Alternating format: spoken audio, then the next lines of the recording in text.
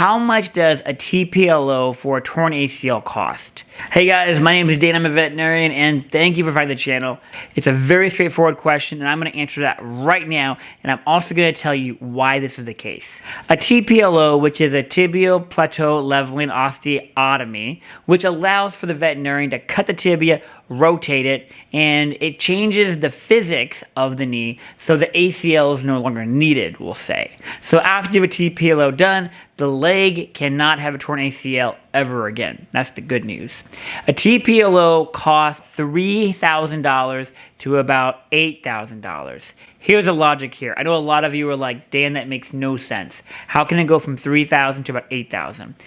A lot of general practitioners have started doing TPLOs in the general practice hospital. As a veterinarian, if you go to additional schooling, if you go to continuing CE classes, where you go to labs and you have specialists train you, you can do a TPLO and you can do it very well without becoming a specialist. If you become a specialist and you do 4 to 5 years on top of becoming a veterinarian, you can be a specialist, and those specialists demand a higher amount of money to be paid, or more money, because they're specialists and they've gone to school for that much longer. Here in Omaha, Nebraska, for example, if you come to our hospital, it's going to be about $3,000 for a general practitioner to do a TPLO that has had training under specialists. If you go somewhere else and you go here in Omaha, you're probably going to be seeing a bill of $6,000 to $7,000. Or if you go somewhere in like California and New York on the coast, it's going to be far more, probably a couple thousand more on either the general practitioner or the specialist level.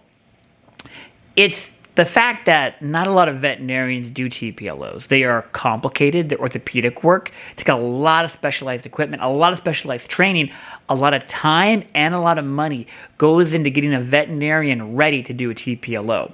Myself, I would never do a TPLO. It's above me. I'm not great at orthopedics, so I always have to recommend them to one of my coworkers who are amazing, or I have to send them to a specialty hospital.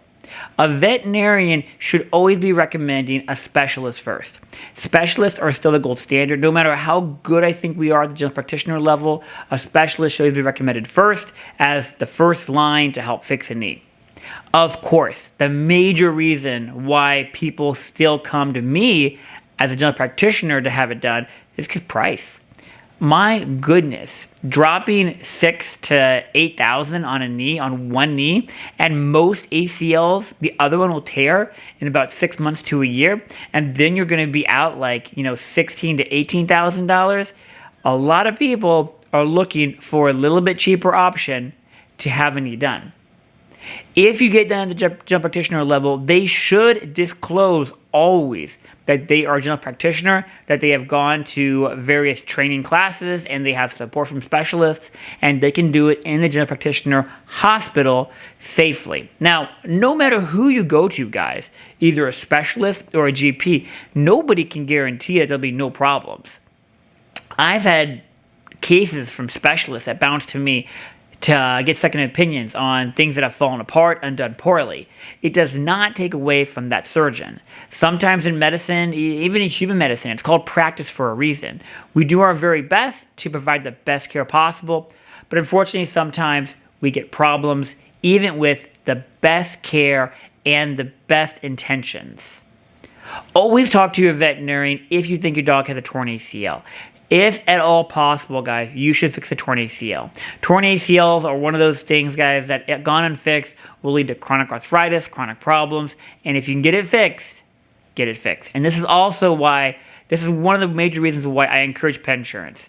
If you blow out an ACL, the other one probably is going to go at some point too.